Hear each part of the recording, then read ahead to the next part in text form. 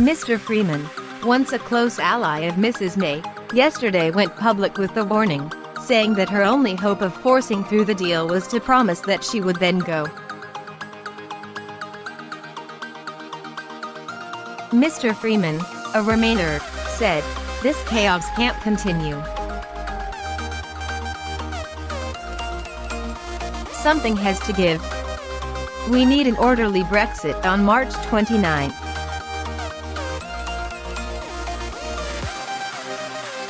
If, to get the votes for that, the PM has to promise that she will go after the withdrawal treaty is secure, to allow a new leader to reunite the country and oversee the next stage, she should." Eurosceptic MP Peter Bone confirmed to the Daily Mail that a promise from Mrs. May to go might persuade him and other Brexiter MPs to back her deal.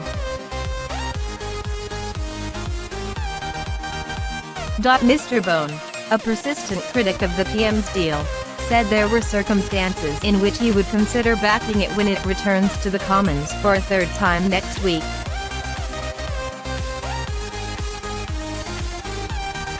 "This is a dreadful deal," he said. "At the moment I am a long way from saying I would back it, but I will consider what is brought before Parliament and make a decision."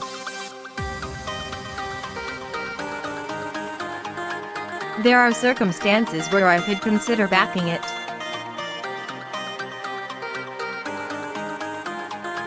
If the DUP suddenly said it was fine, that would help.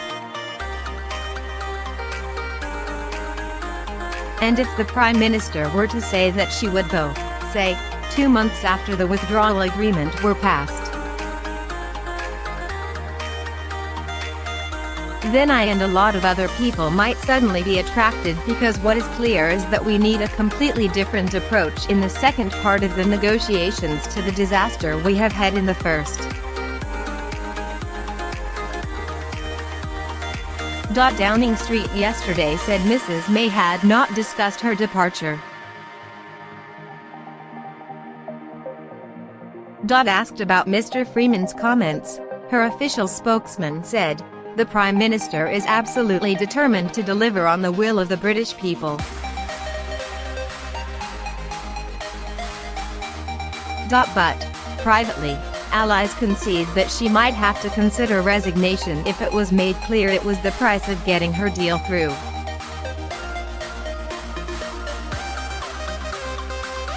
Brexit is set to be delayed from March 29 after MPs voted 412 to 202 in favor of extending Article 50 last night.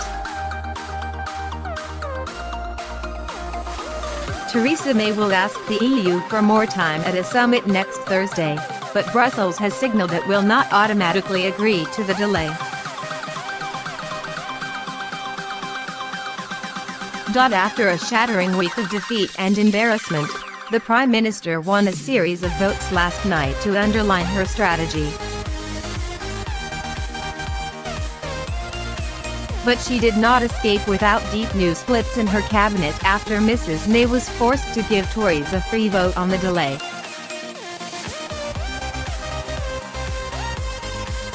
The government defeated by 314 to 312 a cross-party amendment from Labour's Hilary Benn and Yvette Cooper, with Tory Oliver Letwin wanted to cancel government business next Wednesday. The PM only won because 6 Labour and 4 independent MPs voted against the Remainer plot. Mrs. May then won a vote on delaying Brexit beyond March 29, by 412 votes to 202. Any delay will still have to be agreed by the European Union.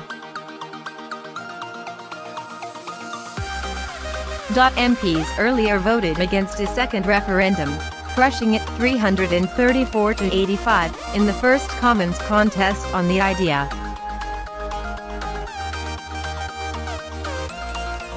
Talks ahead of the third meaningful vote are focused on using the 1969 Vienna Convention to tweak legal advice. but few think Mrs. May can bring 75 rebels back to the fold and overturn Tuesday night's shattering 149-vote defeat.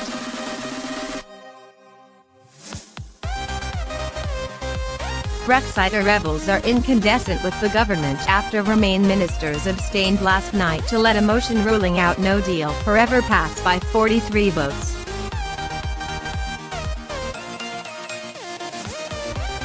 Last night, the Prime Minister told Parliament she must have clarity on what it will support before she meets EU leaders in Brussels next Thursday.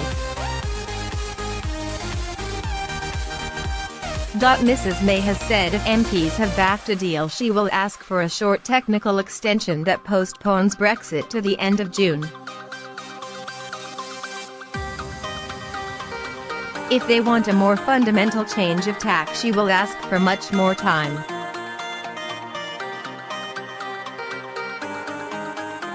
The EU leaders must agree unanimously on the terms of delay, and Britain will not get a vote on the decision at the summit.